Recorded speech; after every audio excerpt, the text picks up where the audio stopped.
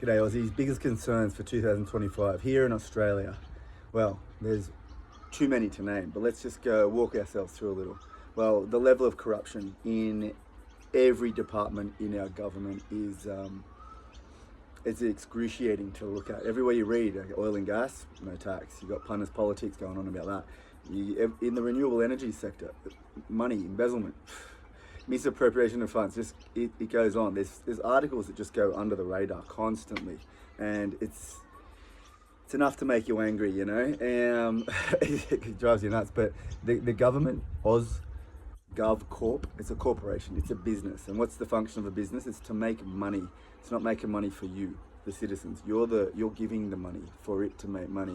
So if everyone isn't talking about conspiracy theories and going on about the corruption and level of disdain they have for what's happening in our government, their activity at every social function and gathering, then I don't know what's going on. But it's pretty evident. It's everywhere you go. Everyone's a conspiracy theory, but it's not a conspiracy theory. We're just noticing obviously what's happening. The level of corruption going on there, the support they gave to Israel, the AJAC lobby group here that just makes our government kowtow towards Israeli immoral actions, dropping bombs on Palestinians. It's just like, you can't even say that's a bad thing. The government is not serving people, it's a business. So that's a big gripe I have. It's just a corporate entity with corporate contracts out on the citizenry, and we're here just supposedly bowing to it all, and then they're corrupt and they're making themselves money and their partners money and their lobby groups money, their lobby groups businesses money. It's pretty alarming, because when you sit to think about how immoral your own government is, like every government functioning in this way, then you realize, well, there's no other system of governance, there's no other system of collective path forward. It's through the government. They're directing, because we're all under the pump, cost of living crisis, cost of government crisis, people are saying, but we're all under it now in the umbrella. So we need a visionary, we need some political commentators to come up with a new party. We need to break open how we're governed, and that's a big gripe for me. I'm thinking, I'm a spiritual man. I'm not politicizing primarily any of my life. I comment on it because I see the missteps. We're still so backwards here in Australia that we've got humans here, Australian citizens. You can be against woke ideology, gender imposition of their ideology, Marxist-driven, postmodern, tainted, just convoluted, this structure of morality supposedly on our children, but you can still like gay and lesbian people, and you still like all the people who have their own fun, their own sexual pleasures, their own plights and marriages with whatever sex, whatever sexual experience they want. No issue with that. But here we have to go on about these little rules and ideological battles we have. It's getting tiresome, so trying to over all that stuff, but that's another little gripe. I guess all the patriots, especially the white men, I'm not particularly that white, but it's been a gripe for every white guy I know. It's just that whole, and the feminist push is separating, divisive, constantly devising all that. And we all know that it's running back to these Jewish oligarchs, the billionaire class from Netanyahu and his friends. Are all devising all this stuff over decades. It's a very centuries really. It's a very ugly thing to think about. But yeah, there's that. There's the cultural side that's annoying. But we've got this pressing issue of digital ID again with the oligarchy group, the Jewish billionaire class pushing all these things. They run everything, and it's like our government is pushing all this digital ID. Julia Inman Grant getting summoned by the tech giants over in the States, and she's not going. She's got the moral authority to tell us what we should look at online and condemn. This is so bonkers that this is accepted norm. So this is 2025 wrap up. I'm just airing it all. That is a big gripe, that there is someone trying to guide me on what I should and shouldn't look at. And the children, the under 16, parents, you need to guide your children, and individuals, you need to guide yourself. You can self-censor as much as you want. That's the only thing they need to do. Put parameters so people can block out content they don't want, voluntarily, individually. But yeah, so the fact that there is a e-safety commissioner, and that's not having everyone up in arms enough, that does my head in. Okay, then you've got the CDC has just been depowered, decommissioned, very restructured over in the States, the major historical United States one. So we've just opened up the biggest vaccine production in the Southern Hemisphere in Australia. We've just opened up a Australian CDC here. They've got powers to look at any and all health information from any citizen as they want. Powers to overrule the existing government GovCorp laws, which are all not common law on that basis. We're all going into this territory now where they're trying to vilify sovereign citizens, whatever that is. But there is a common law which all the laws stand upon, and without being a legal professional, you can see that there's all these corporate laws on top that, not serving us very well. And you can clearly see the result of following many laws is an immoral outcome, and it's getting too far down the wrong path. So there's a lot of this going on. There is the CDC given powers to override any of the existing government corporation laws, which is to do with your healthcare and directives on what to do about your healthcare. Is getting bonkers. That's a big gripe for me. So when we're talking about, I haven't heard anything about this march on the 30th of November coming up, the next couple of days. Haven't heard a whisper. So I likely won't even be marching or going anywhere, because these are the gripes for me. 2025 here is an Australian, which I just see overwhelmingly too difficult for any march to tackle. And I think we need to resharpen the pointy messages of a march, not just blanket this, blanket that, more division this, more division there. We need to have articulate discussion, very descriptive, not prescriptive, but open-ended, to address and tackle these gripes. All of you have your own gripes, set of list of gripes. I'm sure you've got plenty of others that are just grinding your gears. Please comment in the comment section. Let me know any of the other major ones that I'm missing, because I'm listening to all the major political commentators here in Australia and more that are looking in, and global news that gets reported here and there of the ongoings here in Australia, the little institutions that are doing their things. And yeah, what you see a few, even now, 2025, I'm watching Senate hearings here in Australia online.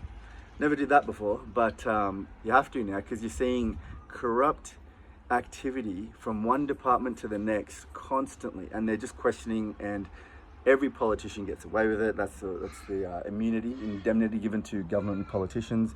Sitting government, no one's accountable.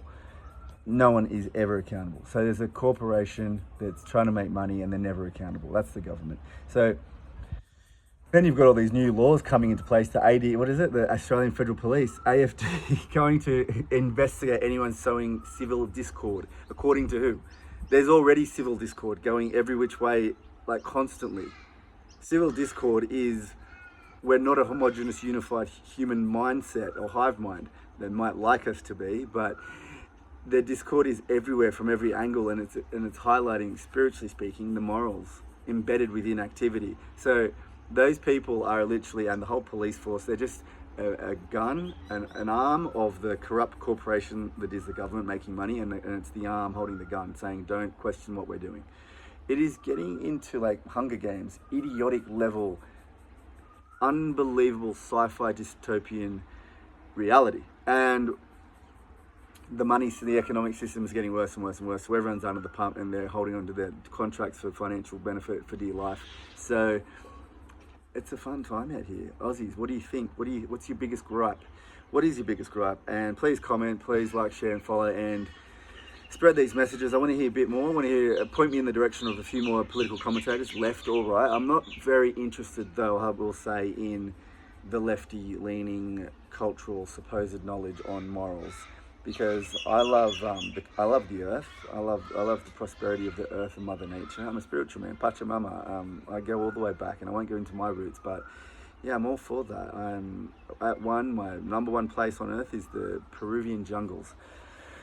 But I do see a ton of immorality going on in the green energy movement. All right, there's humans and government people, politicians involved in that sector are trying to acquire funds and direct citizens to do XYZ. Then you can bet your bottom dollar there is corruption and money embezzlement and misappropriation of funds going on left, right, and center. If you're too blindly, idealistically thinking, oh, green energy, that's it, just listen and go in, stop denying climate change, you're not even you're not even looking far and wide enough. And then the oil and gas companies, don't get me started on that. But yeah, there's too much corruption everywhere. So I'm not that interested in hearing people talk about feminism, talking about green issues, talk about trans issues. I'm in Newcastle, and I just saw a new redevelopment plan for our Newcastle Ocean Baths, very heritage listed, long, historical, iconic piece here in Newcastle. And I see the little video they put out. It looks very ugly, and like the decadence we see across all arts now, there isn't much beauty involved. It's this sterile white thing. But anyways, they talked about giving it inclusive bathrooms, and I asked the question, what does that mean exactly? This is the level of civil discourse, the level of spiritual immaturity I'm seeing everywhere. Not just here in Newcastle, but across Australia. We're still going on about toxic masculinity, how to get boys to cry, trans inclusive bathrooms, feminist. Like, we can all talk about this in a much more rigorous manner, but we need to let go of the ideological impositions, the weights, the anchors, and speak a bit more spiritually and a bit more open-minded to get to the bottom of things that we truly care about. And we want to fight, because there's this patriotic movement that wants to march, and then there's a lot of the left-leaning hammer and sickle fellas calling it all racist. And the whole idea of being racist is, like, what people don't even understand is that that's just a tool to not attack or ridicule or call out, rightly so, the immoral steps of a person who is shielding themselves under a group name. So yeah, there's immoral and bad actors, but I don't know any single one around that's like flat out like old school racist. But if you want to care about the improving management of immigration, or maybe getting a pause on how much we're in the quicksand right now, that's not racist. It's just like, being normal, because right now we're sinking and sinking. Everyone knows and feels it. We want to put plug the holes in the ship that is leaking, and everyone's got their own little hole they want to plug in and thinking, oh, it's green energy, oh, it's this, it's that. Guys, if you cannot see and look up further high enough, for me, my number one gripe is this GovCorp, the Australian government, as a business that is just making itself money, its politicians and its partners money, its lobby groups money, as the number one driver of all your social cultural issues, all your patriotic conservative issues.